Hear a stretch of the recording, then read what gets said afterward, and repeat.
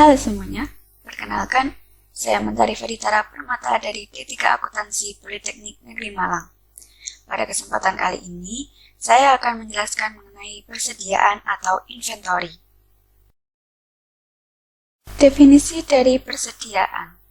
Persediaan adalah aset lancar dalam bentuk barang atau perlengkapan yang dimaksudkan untuk mendukung kegiatan operasional pemerintah, dan barang-barang yang dimaksudkan untuk dijual dan atau diserahkan dalam rangka pelayanan kepada masyarakat. Selanjutnya ada jenis-jenis persediaan. Berdasarkan pengertian di atas, maka perusahaan jasa tidak memiliki persediaan. Yang memiliki persediaan adalah perusahaan dagang dan perusahaan industri. Pada perusahaan dagang, ada persediaan barang dagang.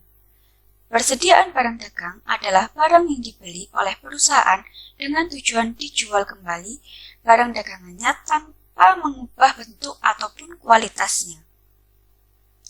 Sedangkan perusahaan industri memiliki 3 jenis persediaan, yaitu yang pertama, persediaan bahan baku. Adalah persediaan yang masih belum memuat elemen-elemen biaya di dalamnya. Yang kedua, persediaan barang dalam proses, atau biasa disebut dengan persediaan setengah jadi. Persediaan setengah jadi ini merupakan keluaran dari tiap-tiap proses, namun masih belum sempurna dan masih harus dilakukan proses pengolahan kembali. Dan yang terakhir adalah persediaan barang jadi. Adalah barang yang sudah tidak memerlukan proses pengolahan lagi, tinggal dipasarkan dan siap dijual. Yang berarti bahan semua unsur biaya produksi sudah melekat di barang tersebut. Selanjutnya adalah tujuan akuntansi persediaan. Mengapa akuntansi persediaan harus dianggap penting bagi sebuah bisnis? Hal tersebut karena adanya persediaan akan mempengaruhi nilai harga produk akhir. Persediaan akan mempengaruhi laba ataupun rugi operasional. Kesalahan dalam perhitungan persediaan akan mengakibatkan pada kesalahan penentuan harga pokok produk.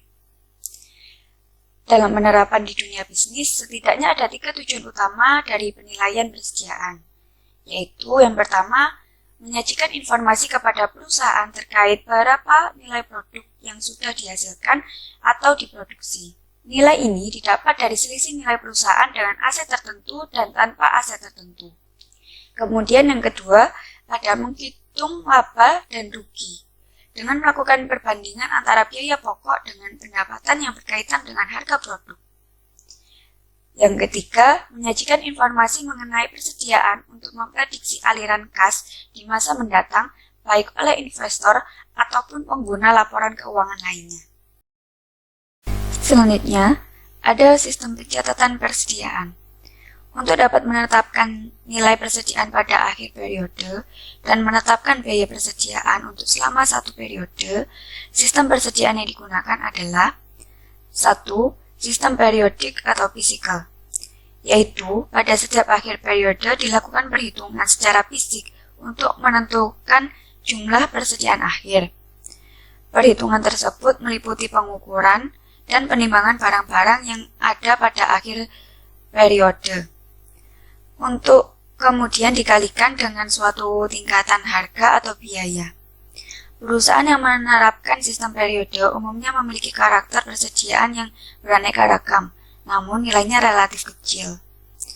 Sedangkan yang kedua adalah sistem permanen atau perpetual, yaitu melakukan pembukuan atas persediaan secara terus-menerus, yaitu dengan pembukuan setiap transaksi persediaan baik pembelian maupun penjualan. Sistem perpetual ini seringkali digunakan dalam hal persediaan meliputi nilai yang tinggi untuk mengetahui posisi persediaan pada suatu waktu sehingga perusahaan dapat mengatur pemesanan kembali persediaan pada saat mencapai jumlah tertentu. Dapat perbedaan metode fisik dengan perpetual. Penggunaan buku pembantu. Untuk sistem periodik tidak ada, hanya ada catatan, sedangkan sistem perpetual menggunakan kartu persediaan barang dagang.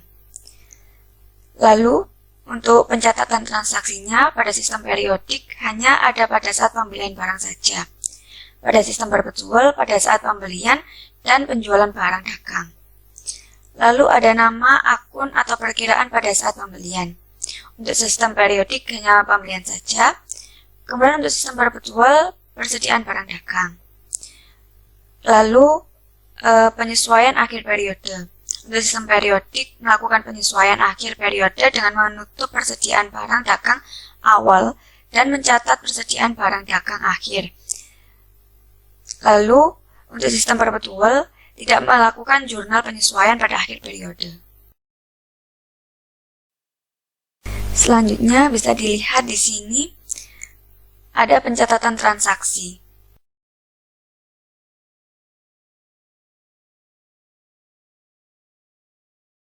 Selanjutnya ada menentukan jumlah persediaan. Ada dua langkah menentukan jumlah persediaan. Yang pertama, mengambil persediaan fisik. Perusahaan mengambil persediaan fisik pada akhir periode akuntansi. Mengambil persediaan fisik melibatkan menghitung, menimbang, atau mengukur setiap jenis investasi yang ada. Lalu, perusahaan melakukan perhitungan saat bisnis sedang tidak beroperasi agar tidak mengganggu jalannya bisnis.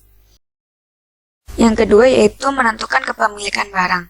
Syarat penyerahan barang, yaitu yang pertama FOB shipping point atau free on board shipping point. Adalah biaya angkut barang mulai sejak gudang penjual sampai ke gudang pembeli menjadi tanggung jawab pembeli. Hak kepemilikan barang sejak mulai keluar dari gudang penjual sudah menjadi hak pembeli. Lalu yang kedua yaitu ada FOB destination point atau free on board destination point. Adalah biaya angkut barang mulai dari gudang penjual sampai ke gudang pembeli ditanggung oleh penjual. Hak kepemilikan barang masih di tangan penjual sampai barang sampai ke tangan pembeli. Saya rasa hanya ini saja yang bisa saya sampaikan, kurang lebihnya saya mohon maaf. Semoga bermanfaat teman-teman. Wassalamualaikum warahmatullahi wabarakatuh.